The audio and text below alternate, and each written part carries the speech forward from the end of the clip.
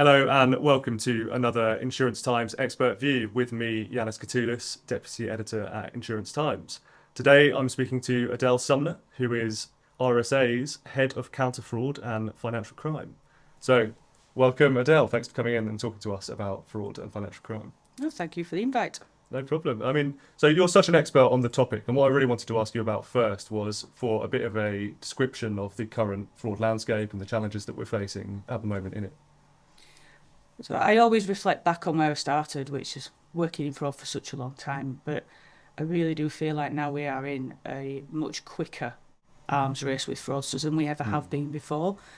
The advent of AI, the internet, all of the new documentation, fraudulent documentation that can now be either purchased online, made up online, fabricated online, is actually probably one of the biggest fraud threats we've seen in a long, long time. If I compare that to the past and Crash for Cash and other areas, we knew that data was king and that working through entities was really, really important to catch fraudsters. But actually now it's everywhere. It's right from documentation through to sharing data, right through to capturing entities, capturing data off documents and using that to really get to catching fraudsters. So obviously that's a lot of things for counter-fraud professionals to deal with. How are they finding the market at the moment?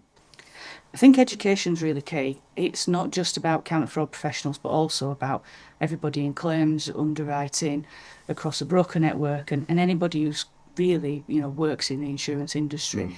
But for me, education about what fraudsters are doing is absolutely key. We're using new terms like shallow fake, deep fakes, but some counter-fraud professionals are still calling them fraudulent documents, and we need to get to a space where we're really defining what insurance fraud is now and what we're actually talking about with real clarity so everybody can understand what fraudsters are doing. Absolutely. So you've brought up education as vital to the challenge of tackling fraud as a market there. What are some of the ways that we can ensure that education gets through to the market via collaboration and storytelling? So I think it's two key things for me. The first one is clear and concise storytelling about what fraudsters are actually doing. And I mean false documents or how they are perpetrating the fraud. That is so important to getting the story across. Not everybody wants to hear how the person was caught. Right. And that's something that in counter-fraud professionals, we do like to tell the story. And the second key thing for me is once you know what fraudsters are doing, then you can really define the fraud. And we've defined fraud for many, many years as opportunistic and organised, which is quite a broad brush. And I think we need to get down a few more levels into definitions. And those definitions then drive how you implement your fraud strategies and your technologies you need to defeat and defend against fraudsters. That's really interesting. That demarcation between organised and opportunistic that we've always used is how I've seen the market. But what are some of those examples of getting into those deeper definitions that you can have? Well, if you think of a document that's been purchased from the internet, and that document's been purchased from the internet on several different occasions, it's been created by an organised, determined fraudster, but when it's categorised at the end of the investigation, because it's on a claim-by-claim basis, it can actually look like an opportunistic fraud. And so there's a new definition, I think, coming through. It's not just organised and opportunistic now. We've actually got to start thinking about fraud definitions associated to technology being used to perpetrate fraud, whether that's documentation, cyber, video, etc. But there's definitely a good debate to be had about, is it just a broad brush opportunistic and organised, or do we need to go down a couple more levels so that we can use that to then educate people about what fraudsters are doing? Absolutely. I think that's a vital point. It's a new one to me. But how do we, as a market, make sure that we're getting that education out to the market as a whole as well? Is that around more collaboration? What do you think? So collaboration is absolutely key. And for years and years, we've talked about the blockers and barriers to collaboration. I think now we're standing in a very different marketplace, actually. It's not just insurers. It's not just brokers or claims handlers or underwriters who need to be trained. It's everybody. It's everywhere, right through from your internal controls to your external controls. We're seeing finance teams being attacked, fraudulent payments.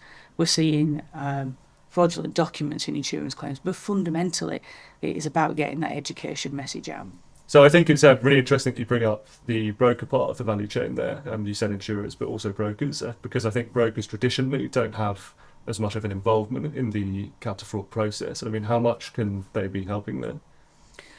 So if you think about everybody in the insurance chain and the way society's changed, the way we interact business now, a lot more things are online.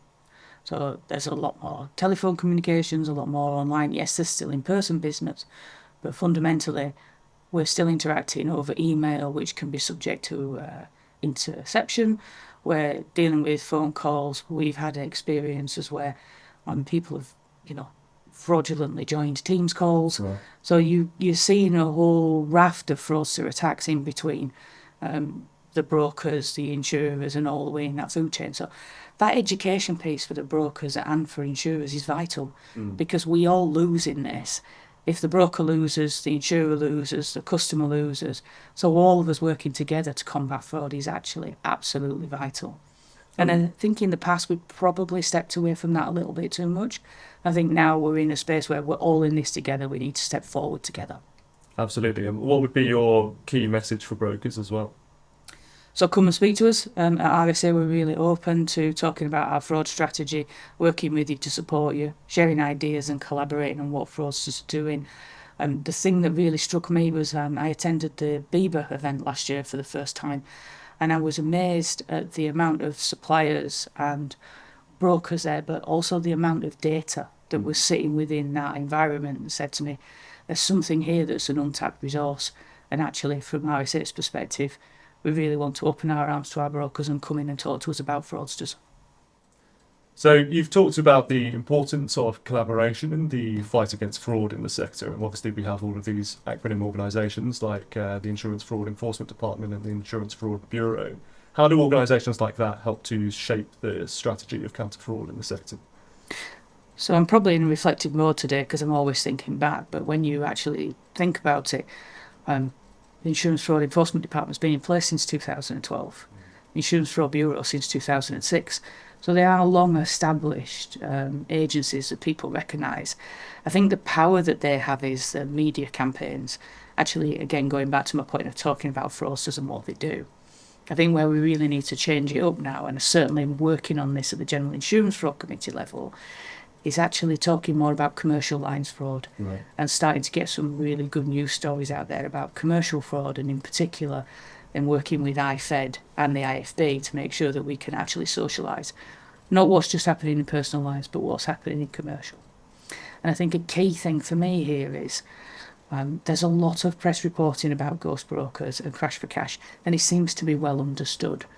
But there's not much about false documentation. There's not much about what's actually happening in terms of man-in-the-middle attacks or cyber attacks. And I think what we need to do now is really change our game and up our fraud messaging across all lines of insurance, not just in motor in particular.